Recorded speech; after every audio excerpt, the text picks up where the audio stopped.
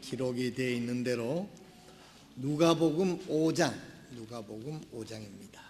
누가복음 5장 1절에서부터 11절까지 있는 말씀이 되겠습니다. 오늘 누가복음 5장 1절은 베드로의 우리 지난 여름 캠프 때 베드로의 뭐였죠?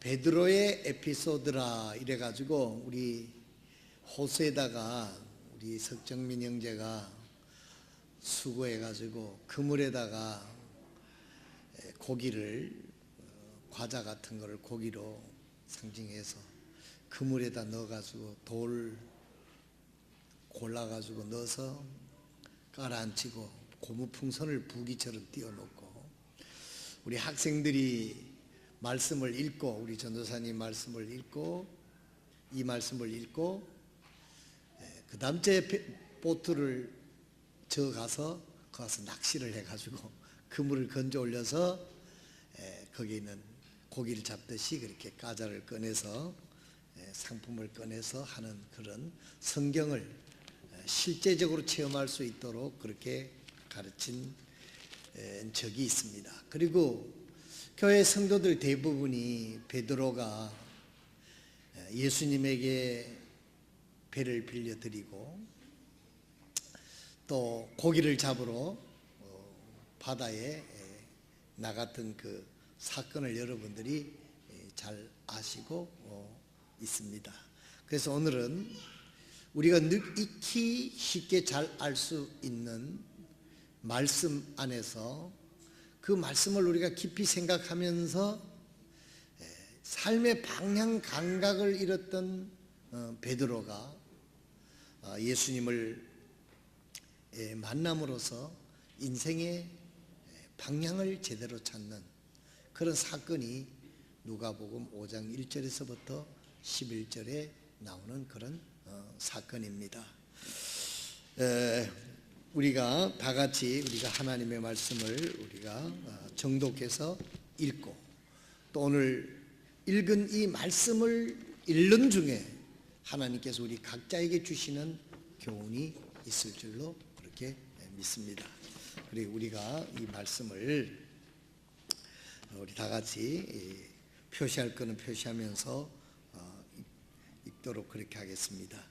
제가 읽겠습니다. 여러분들이 눈으로 읽으시면서 하나님께서 내게 주시는 이 말씀이 어떤 것인가 들을 수 있는, 집중하지 않으면 마귀가 이 생각을 통해서 우리가 말씀을 듣지 못하도록 막습니다. 그래서 길가에 떨어지는 것이 되고 가시밭길에 떨어지는 것이 되고 돌자가밭에 떨어지는 게 돼서 열매를 못 맺게 되지요. 그래서 있는 것입니다. 누가복음 5장 1절 사람들이 그분께 몰려와 하나님의 말씀을 들으려 할 때에 그분께서는 게네사렛 호숫가에 서서 배 두 척이 호숫가에 세워지는 것을 보시니라. 그러나 어부들은 배에서 나와 자기들의 그물을 씻더라. 그분께서 그 배들 중 하나에 오르셨는데 그것은 시몬의 배더라.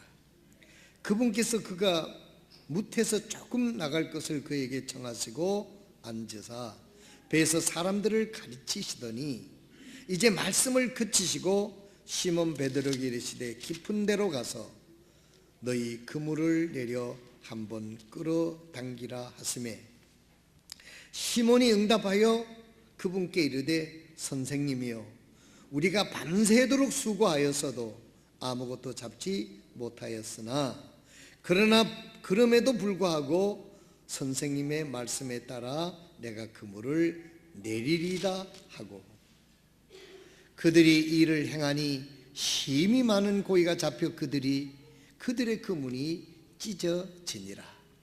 그들이 다른 배에 있던 동료들에게 손짓하며 그들이 와서 자기들을 도와주기를 바라니 그들이 와서 두 배에 채우매 배들이 가라앉으려 하더라. 시몬 베드로가 그것을 보고 예수님의 무릎에 엎드려 이르되 오 주여 내게서 떠나소서 나는 죄 많은 사람이니이다 하니 이는 그와 또 그와 함께한 모든 사람들이 자기들이 잡은 물고기를 끌어당김으로 말미암아 놀랐기 때문이더라.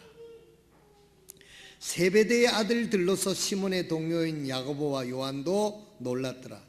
예수님께서 시몬에게 이르시되 두려워하지 말라. 이제부터는 내가 사람들을 낚으리라 하시니 그들이 자기들의 배들을 무태 대고 모든 것을 버린 채 그분을 따르니라. 아멘. 오늘은 세월이 참 유수와 같이 흐른다. 이 말은 세월이 빠른 물살처럼 흘러간다. 그런 표현이 되는 거죠. 벌써 오늘이 새해 들어서 오늘이 마지막 2월달 마지막 주간이고 그러면 2달이 지나간다는 얘기고 다음 주는 또 3월달이 되는 것입니다. 세월이 참 빠른 물살처럼 자꾸 이렇게 흘러가는 것을 나이가 많을수록 세월이 빨리 흘러간다는 것을 체험을 느끼게 되는 것입니다. 이렇게 세월이 빠르게 흘러가는 세월입니다. 세월은 결코 멈추지 않습니다. 세월은 브레이크가 없어요. 세월아 좀 천천히 가라, 좀 붙잡아서 멈추게 했으면 좋을 때도 있습니다만은 세월은 멈추지를 않고 계속 흐르는 거예요. 내가 아플 때도 흐르고 내가 어려울 때도 흐르고 내가 잘 나갈 때도 흐르고 내가 젊을 때도 흐르고 나이 많을 때도 세월은 자꾸 흘러간다는 것이죠. 그렇기 때문에 우리 세월의 속도에 대해서는 우리가 속수무책입니다. 우리가 어떻게 할 수가 없습니다. 그러나 이런 빠른 세월 속에 우리는 인생의 방향을 바로잡는 것은 우리의 책임입니다. 세월이 빨리 흘러간다고 탓하거나 어떻게 할 수가 없습니다. 그 빠른 세월 속에 우리는 방향을 바르게 가져야 되는 겁니다. 잠언 전도서 12장 1절에 보면 이런 말씀이 있습니다. 청년들이 젊은 날에 청년들이 기억하라, 그런 말씀이 있죠. 전도서 12장 1절에 보면 이제 내 젊은 시절에 내 창조자를 기억하라. 곧 재난의 날들이 이르기 전에 혹 내가 말하기를 내가 이 해들이 기뻐하지 아니하라 하는 그 해들이 가까이 이르기 전에 이제 내 젊은 자의 내 창조자를 젊었을 때에 창조자를 기억하라고 말씀하고 있는 것입니다. 여기 전도서는 하나님께서 솔로몬을 통해서 기록했는데 청년들이 좋은 시절이잖아요. 그렇지만 이 청년의 때에 인생의 방향의 목적과 방향을 똑바로 잡지 않으면 머지않아서 후회할 날이 온다고 하는 것을 말씀하고 있는 것입니다. 오늘 청년 되시는 분 이 말씀 잘 들으실 수 있기를 바랍니다. 항상 청년이 아니라는 얘기죠. 곧 결혼을 하게 되고 가정을 갖게 되고 중년이 되고 노년이 되는 겁니다. 이 청년의 때 놀기 좋고 내 맘대로 생각하고 방황하고 뭐 젊은 날에 무엇이라고 생각할 수도 있겠죠. 그러나 시간은 흘러가고 곧 중년이 되고 노년이 되는 그날을 생각하라고 말씀하고 있는 것입니다. 빠르는 세월 속에 인생의 방향 감각을 철저하게 바로잡으라고 하는 하나님의 경고적 메시지인 것입니다. 그래서 사람들은 인생인 속도보다는 방향이 중요하다라고 이야기하지 않습니까? 아무리 빠르게 달린다 하더라도 청년일 때는 우리나라는 경쟁이 심한 시대는 우리나라처럼 땅덩어리는 좁고 사람은 많으니까 뭐 유치원서부터도 경쟁이에요. 초등학교, 중등부, 뭐 대학 졸업을 하고 직장에 가도 시험을 치고 경쟁을 해가지고 좋은 데 가려고. 그렇기 때문에 우리 청년들이 또 우리나라에 있는 우리 살고 있는 사람들이 그 빠르게 하게 해서 그래서 빨리빨리 외국 사람들이 와서 우리나라 사람들로부터 언어를 빨리 배우는 게 빨리빨리라고 그러지 않습니까? 하도 많이 쓰니까 그 다음도 쉽게 배우는 것이죠.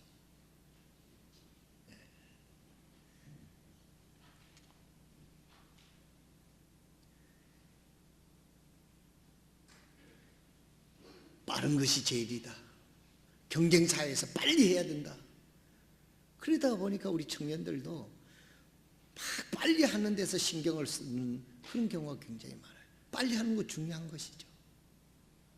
그러나 우리 인생에 있어서는 올바른 방향을 설정하는 것보다 더 중요한 것은 없습니다. 그래서 속도받아가는 방향이 중요한 거예요. 잘못된 방향으로 아무리 빨리 간들 그것은 다시 돌아와야 되잖아. 빨리 갈수록 더 많이 돌아와야 되는 겁니다. 다행히 우리에게 축복이라는 것은 하나님께서 하나님의 말씀을 통해서 우리의 인생의 방향을 올바로 설정할 수 있도록 우리에게 인도해 주시고 말씀을 주시고 성령을 주시고 교회를 통해서 우리를 인도해 주시는 하나님의 사랑에 오늘 우리는 다시 한번 하나님 앞에 감사하는 저와 여러분 되시기를 진심으로 바랍니다. 여러분 하나님께 감사하십니까? 하나님의 말씀을 주신 것을 감사합니까? 여러분 이 하나님 말씀이 없어가지고 이 성경책 하나 구하지 못해가지고 성경책을 갖고 있다가 목숨을 잃은 그 역사적으로 우리의 세계에 그런 역사가 많이 있어요. 오늘 우리나라처럼 아직도 성경책이 가장 세계에서 많이 팔리는 베스트셀러입니다만 우리 그리스도인들 중에서 우리가 이 성경책이 혼례받는 그런 생활이 돼서는 안 됩니다. 가장 소중히 여기고 이 말씀을 가슴판에 새기고 이 말씀을 묵상하고 이 말씀을 따라 살아가게 될 때 인생의 방향 감각을 정확하게 잡는 것이죠. 그래서 이 나침반 같은 말씀을 주신 것을 오늘 하나님이 들으실 수 있도록 마음을 다해서 말씀을 주신 것을 하나님께 감사하는 저와 여러분 되시길 바랍니다. 이렇게 핏대를 올려도 아멘 소리가 그렇게뿐이 안 나와요.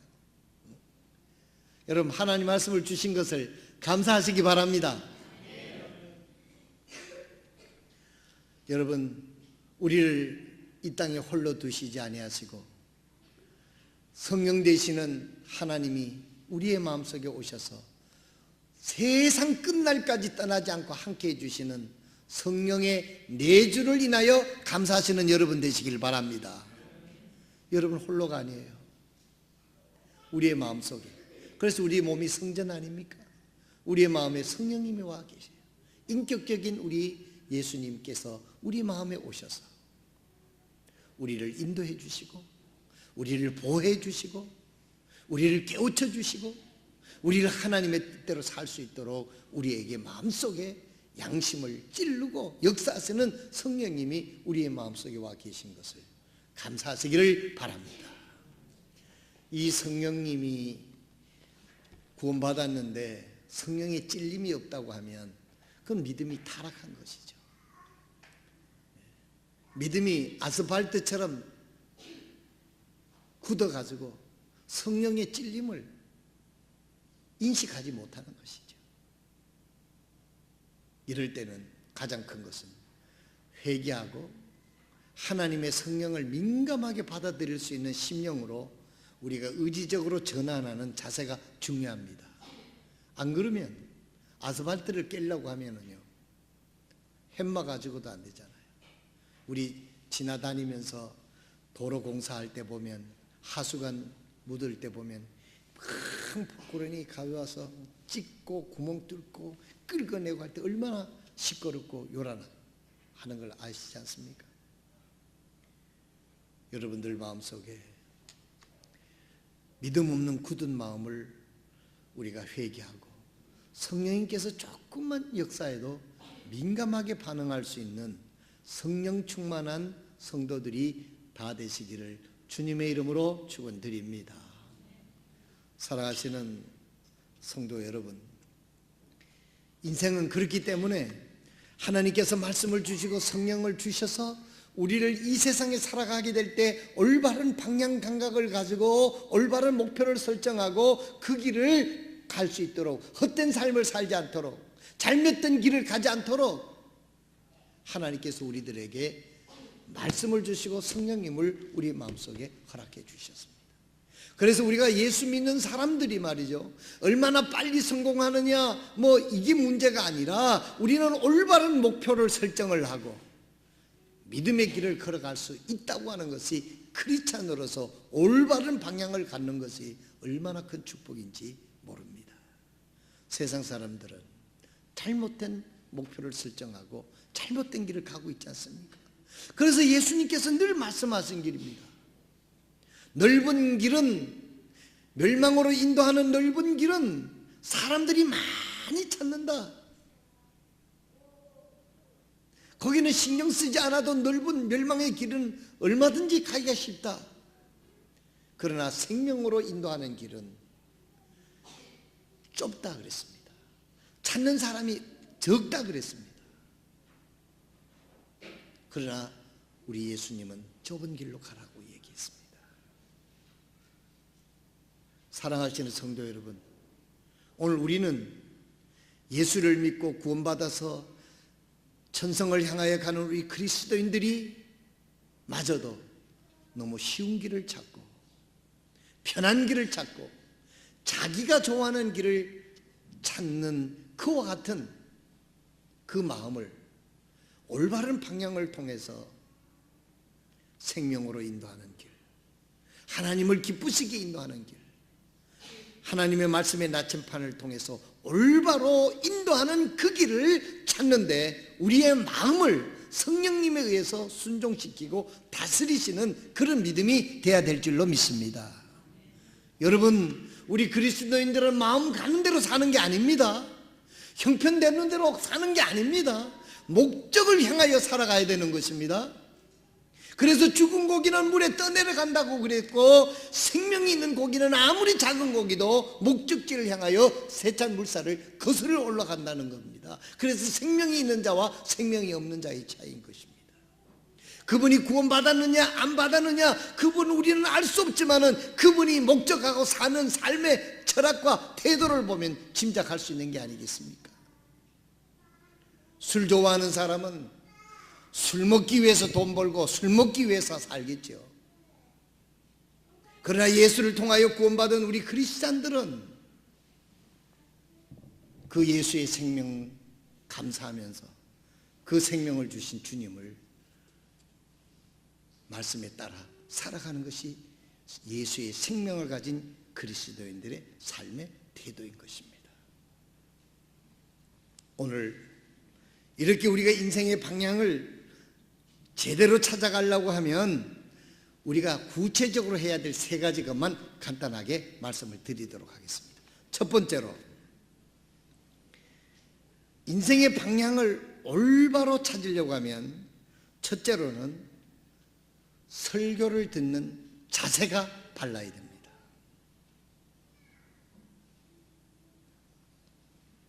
설교를 듣는 자세는 신앙생활의 기본입니다.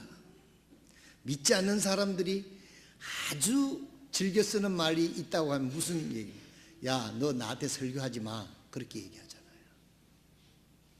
이 설교가요, 사람들이 다 대부분 싫어합니다. 대놓고 나한테 설교하지 마라 그럽니다.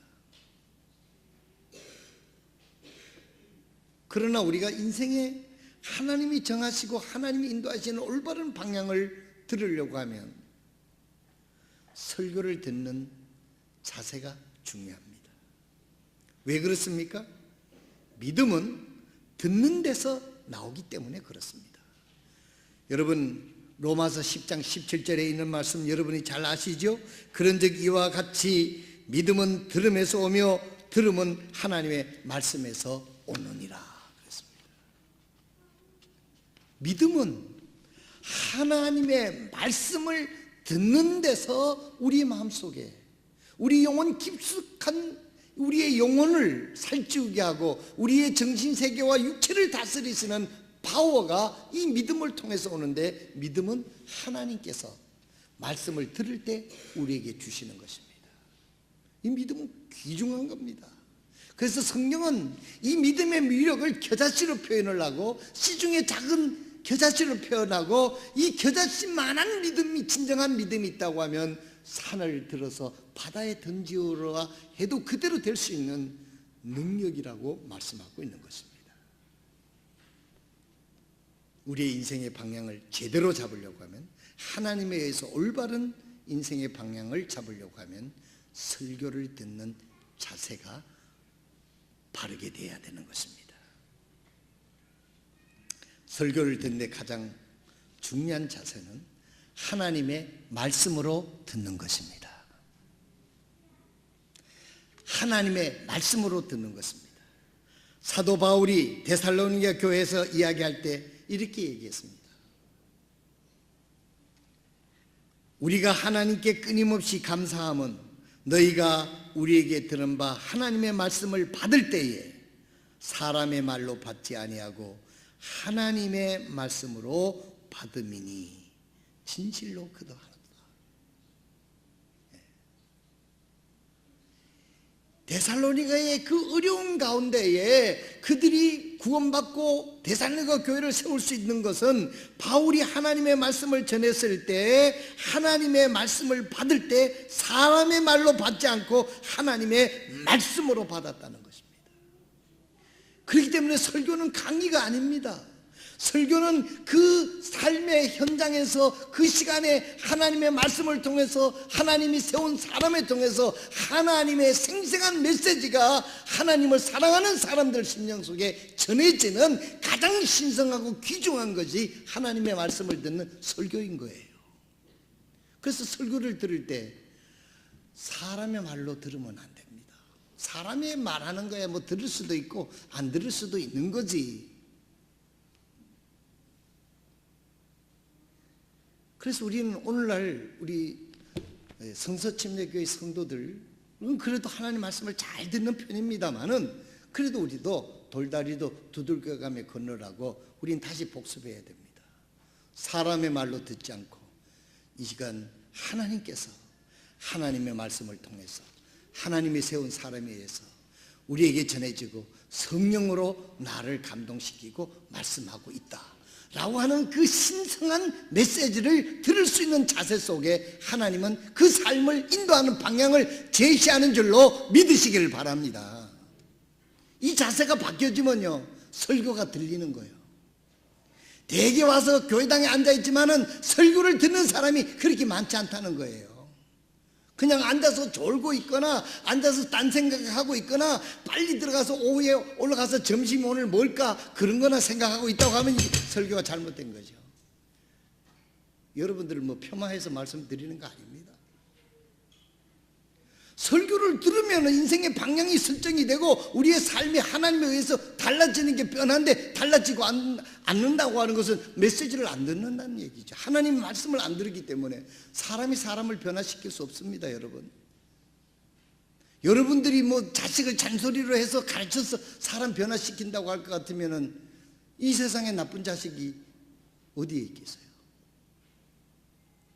하나님의 말씀만이, 하나님만이 사람을 변화시킬 수 있음을 믿으시길 바랍니다. 그러니까 이 설교 시간은 하나님이 사람을 변화시키는 아주 귀중한 시간이에요. 파워풀한 시간이에요. 능력의 시간이에요. 이 시간은 그 어떤 것보다도 비교할 수 없는 것이 바로 하나님의 말씀을 듣는 시간인 것을 믿으시기를 바랍니다. 그렇기 때문에 유대인들은요, 이 모세오경을 읽을 때요, 그렇게 조용하다. 책장 넘기는 소리뿐이 안 들린다는 겁니다. 옆 사람도 쳐다보는 것도 없습니다. 바로 그 말씀을 듣고 말씀을 전하는 랍비만을 쳐다보는 거예요. 왜? 하나님 말씀이니까. 오늘 우리들은 어떻습니까? 무슨 사업이 그렇게 바쁘다고 예배하는 시간에도 문자를 주고받고 그렇게까지 바쁠 필요가 없는 거예요. 그렇게까지 바쁠 필요가 없어요. 주일까지 빼먹어 가면서 바쁘게 사업하기를 하나님은 원치 않습니다. 기억해야 돼요. 사업하시는 분들도 주일은 쉽니다 하고 문을 걸어놓고 하나님 말씀을 듣는 시간이 진짜 소중한 시간이니까. 공부하는 학생들도 뛰어야 벼룩이지. 뭐 열심히 하면 해야 되겠지만은 하나님의 축복이 더 소중하다고 믿고 하나님의 은혜가 더 소중하다고 믿으면은 우리가 하나님 말씀을 들어야 되는 이 설교를 듣는 자세가 변하지 않고는 하나님이 나를 변화시킬 수가 없는 겁니다. 하나님의 능력이 부족해서가 아니라 하나님의 능력이 전달되지를 못하니까 그게 안 되는 것이죠. 그래서 오늘부터 우리 교회가 하나님에 의해서 변화되고 움직이려고 하면 우리는 하나님의 말씀을 듣는 그 시간의 자세를 다시 한번 재인식해야 되겠다 하는 것입니다. 두 번째로 말씀을 의지해야 합니다. 오늘 본문 말씀에 여기 보면 누가복음 5장에 보면 거기에 사람들이 인산인해를 이루었는데 왜 왔습니까? 1절에 보세요. 사람들이 그분께 몰려와 하나님의 말씀을 들으려 할 때 그랬어요. 그렇기 때문에 이 강단도 교회도 하나님의 말씀만 전해야 됩니다. 이 교회당이 무슨 정치적인 어떤 색깔을 띄우고 그런 장이 아니에요.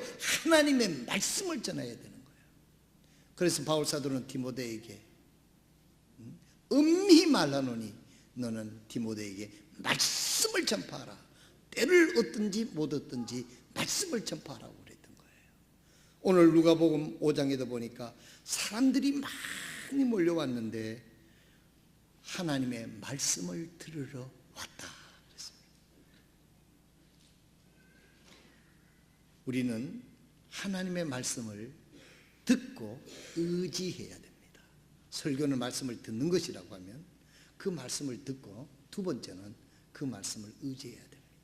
우리가 잘 알지만은 베드로가 요한과 야고보가 밤새도록 고기 잡으러 같이 갔는데 잡았습니까? 못 잡았습니까? 잡았습니까? 못 잡았습니까? 이것도 시험 치면 떨어질 사람 있습니까? 잡았습니까? 못 잡았습니까? 한 마리도 못 잡았어요. 이 말은 뭐냐면 인간적인 방법으로 자기들의 삶의 방법으로는 성공하지 못했다는 거예요. 예수를 진짜로 믿는다는 것은 내 방법으로 살던 삶을 청산하고 하나님이 제시한 방법으로 살겠다는 의지적인 표현이 믿음인 줄로 믿으시길 바랍니다. 뭐 예수 믿는다고 이러면 타이틀은 걸고 자기 방법대로 살려고 하는 거, 그 진정으로 예수 믿는 게 아니에요. 베드로는 자기가 고기 잡는데 아주 어렸을 때부터 일가견이 있는 사람이 밤새도록 해도 못 잡았다는 거예요. 그런데 예수님께서 말씀하시니까 그 베드로가 뭐라고 얘기를 합니까? 우리가 밤새도록 수고해도 한 마리도 잡지 못하였지만 말씀에 의지하여 그물을 내리겠습니다. 여러분, 우리가 예수 믿고 산다는 것, 세상적인 방법, 내 생각 방법, 쉬운 방법, 넓은 길로 가는 방법이 아니라 하나님의 말씀 의지하고 사는 행하는 믿음이 하나님이 기뻐하시는 믿음이요 역사를 체험하는 믿음인 줄로 믿으시길 바랍니다. 오늘 저희 교회 모든 성도들이 인생에 승리하고 실패하고 그런 거 따지지 맙시다. 잘 살고 못 살고 그거 따지지 말아요. 잘 샀는지 못 사든지 다 우리는 죽게 됐어요. 지난 21일 날 세계적으로 유명한 대중전도로서는 역사상 그만큼 말씀을 많이 전한 사람이 없어요. 빌리 그레이엄 목사가 죽었어요. 우리나라 나이로 딱 100수를 하고 죽으신 분입니다. 그분이 그 아들 프랭클린 목사가 페이스북에다 이렇게 띄웠어요. 오늘 빌리 그레이엄이 젊었을 때입니다. 빌리 그레이엄이 신문에 빌리 그레이엄 죽었다고 신문에 날 것이다. 그 말을 믿지 마라. 나는 죽지 않고 하나님의 존전에서 하나님의 존전에 있게 될 것을 믿기를 바란다. 그가 죽기 40-50년 전에 그 말을 이미 신문 기사에다 그렇게 얘기해 놓은 사람. 백사에 이 장소에서 떠나서 하늘나라로 간 것뿐입니다. 사랑하신 성도 여러분, 우리가 잘 살든지 못 살든지 우리 인생은 죽음을 맞이하게 되어 있는 겁니다. 그 죽음에서 하나님 나라에서 영원히 사는 것, 이것이 바로 성경의 가르침이고 하나님의 생명인 것입니다. 그렇기 때문에 우리는 어떻게 살았느냐, 어떻게 성공했느냐 보담도 내가 하나님의 존전에서 하나님과 영원히 있는 영원한 생명을 가지고 사느냐 하는 것이 더 중요한 거 아닙니까? 그거 제쳐놓고 뭐 이 세상에 성공했들 그게 무슨 죽음 앞에 그런 의미가 있겠느냐 하는 그런 것입니다. 아브라함도 하나님의 말씀들을 따라서 갈 바를 알지를 못했지만 자기 고향을 버려두고 하나님이 인도한 땅으로 간 거예요. 모세도 그렇게 했습니다. 여호수아도 그렇게 했습니다. 오늘 우리도 내일 일을 알지 못하지만은 하나님의 말씀을 의지하고 말씀에 근거하여 살아가는 저와 여러분 되시기를 바랍니다. 마지막으로 베드로는 하나님 말씀을 의지해서 그가 결론을 얻은 게 뭐였습니까? 세상에 많은 사람들은요, 야, 말씀대로 했더니 인생을 성공했구나, 여기에 초점을 맞추는 거예요. 뭐 인생이 성공하는 것도 중요하죠. 그러나 더 중요한 것, 여기 베드로가 우리에게 가르쳐주고 있는 겁니다. 그 밤새도록 한 마리도 못 잡는데 낮에는 고기가 안 잡히는 데 가서 고기가 얼마나 많이 올려왔든지 배 2개에 가득 차가지고 배가 가라앉을 정도라고 표현을 하고 있습니다. 이것을 하면 엄청난 기적이고 성공이죠. 신문에 대서특필하고 난리가 날 그런 겁니다. 베드로는 여기서 초점을 맞지 않습니다. 베드로는 이 세상에 어떤 일에 성공했다고 해서 그것이 우리들의 목적이 아니라는 거예요. 베드로는 어떻게 했습니까? 베드로는 진정한 예수님이 누구인지를 발견하게 됩니다. 베드로는 예수님이 진정으로 어떤 분이라는 걸 여기서 발견하게 되는 거예요. 그렇기 때문에 모든 것을 버려두고 예수님을 따라갈 수 있었음을 믿으시길 바랍니다. 오늘 예수님을 안다고 예수님을 잘 모르는 것 같아요. 베드로는 고기를 많이 잡아서 2배 가득히 채웠다는 거기에 초점을 맞추지 않습니다. 그는 예수님 앞에 무릎을 꿇습니다. 예수님 앞에 자기 자신이 얼마나 초라한 인간이고 죄인이고 보잘것없는 존재인 것을 발견하게 되는 거예요. 그리고 예수님에게 인생을 맡기는 겁니다. 그리고 그 예수님이 하나님의 아들이라는 걸 알았어요. 구원의 주님이라는 것을 알았어요. 그래서 그 주님을, 모든 것을 버려두고 주님을 따라갔다는 거예요. 이 믿음이 오늘 우리들의 믿음이 돼야 됩니다. 여러분은 예수님을 아십니까? 예수님은 우리를 사랑하시는 분이잖아요. 예수님은 하나님이시잖아요. 예수님은 하늘의 보좌를 버리시고 이 땅에 오셔서 우리 죄를 위해서 대신 죽어주시고 장사 지냄 받으시고 부활하셔서 우리의 구주가 되신 분입니다. 그 주님을 위해서 사는 것은 당연한 것이고 합당한 것이고 가장 소중한 것이고 주님보다 더 귀하신 분이 어디에 있습니까? 그래서 우리는 찬송은 주 예수보다도 더 귀중한 것이 없네, 이 찬송을 진심으로 부를 때 우리의 삶은 달라질 수 있을 것입니다. 베드로는